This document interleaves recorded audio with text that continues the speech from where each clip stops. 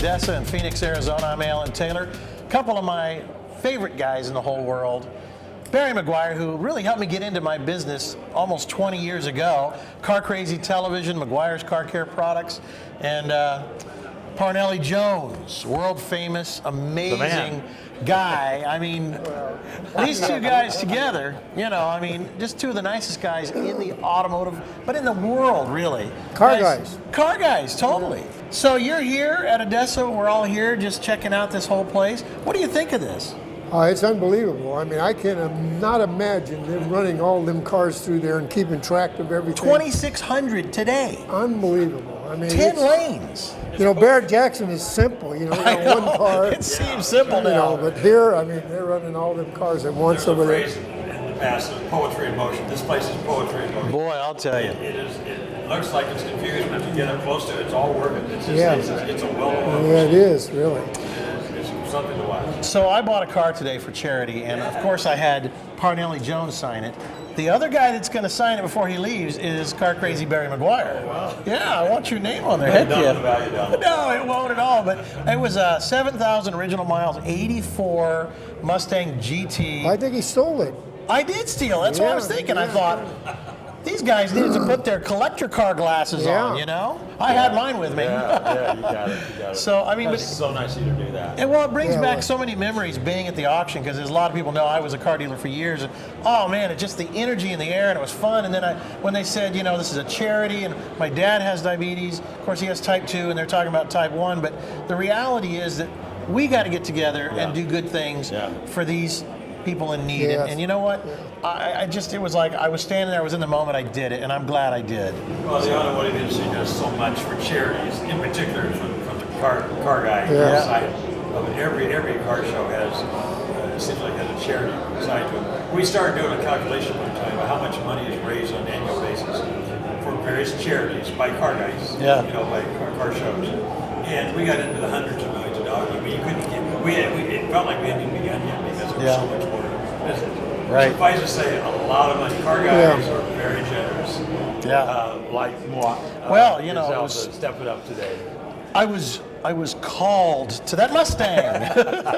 But no, listen, so I mean, coming here to me was a bit of an eye-opener. I haven't been to an auction like this in a long time.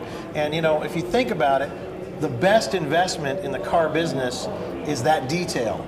And I've been told that all my automotive life, because that piece of money comes back tenfold.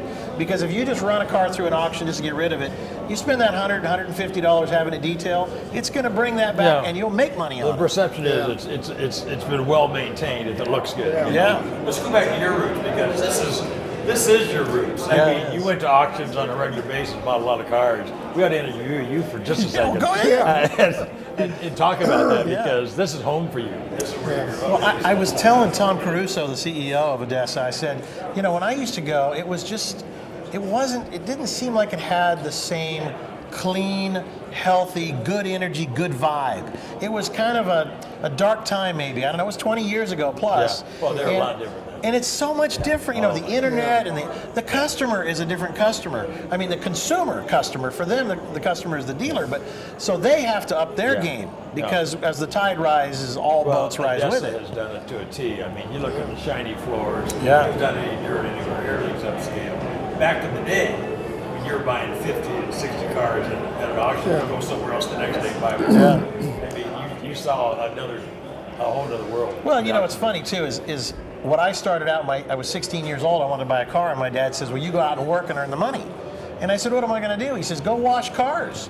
Where did my relationship with Barry Meguiar start? I went down to the auto parts store that sold automotive paints too, and I said, I want the best product you have. And he pointed me over to Meguiar's, and I bought some Meguiar's, and on my flyer. So that's how it started. That is how it all started. Right? On my flyer, it said, detail your car, $39.95. This was 1976.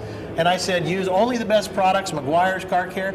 And I would go up and down the streets and made enough money, bought a car, bought 2 cars, 3 cars. When I was 18 years old, I got my dealer's license.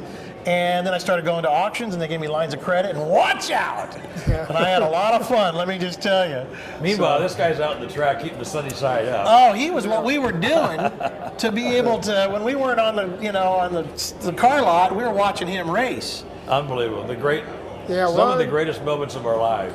Well, thank you a lot, because racing's been very good to me, and I've been fortunate to drive all different kinds of cars and be fortunate to win. So, but I'm so impressed with this auction, with not just the way they run the cars through there and how many they do it so fast and everything, but the quality of the cars that they have there. It's like a front line of a car line. Every kind of car you can think of. Yeah. I mean, I just couldn't imagine seeing that. Everybody ought to see this. It's true. It's absolutely true. I think if the general public, they should have public days. Yeah. You know, a party or some with Parnelli Jones and Barry Meguiar, they would come.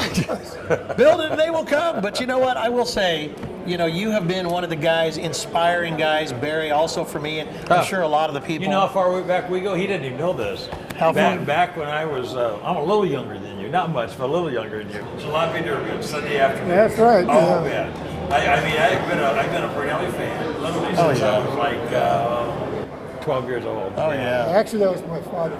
Yeah, that's right. Any racing in your future? Any off-road racing? Are you doing any charity stuff? Every day's race day with me. Yeah, I know. When the cops pull him over, they go, "What do you think you are, Parnelli Jones?" Yeah. Yeah, how do you spell it? Parnelli, you've done it all, from the Jalopy Derbies to the off-road racing to Indy. Pikes Peak, winning Indy 500. Just, what did you think about the amazing 100th career. anniversary of the Indy 500 there? I Was thought that it was amazing? Fabulous. I Yeah. mean, just absolutely fabulous. We had a car show there. Yeah. Too, also right Concours. before the Great. the I mean, which and that's going to be turned an out annual event now. It was so great. Wow. They're going to have this car show every year now, just before and the the whole race. month of May, you know, with all the old drivers coming back and all that stuff. And it's really, you know, a good opportunity for all of us to see some of the older guys and stuff that hadn't been around for a while. But did you hear the story, the big story of Indy this year?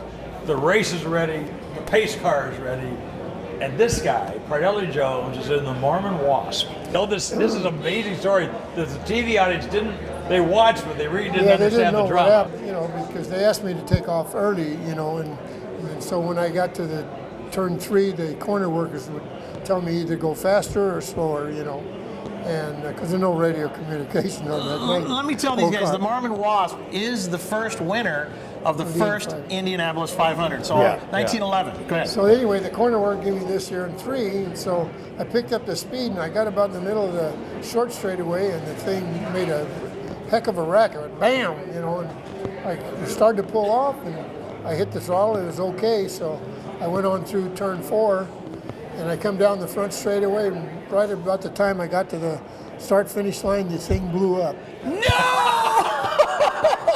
I don't know that everybody knew it. But he got right past But anyway, I pulled off, you know, down at the end of the pit wall. I pulled out. Everybody said, "Man, what a great timing! Timing was perfect." That is I said, BS. I just blew this thing up.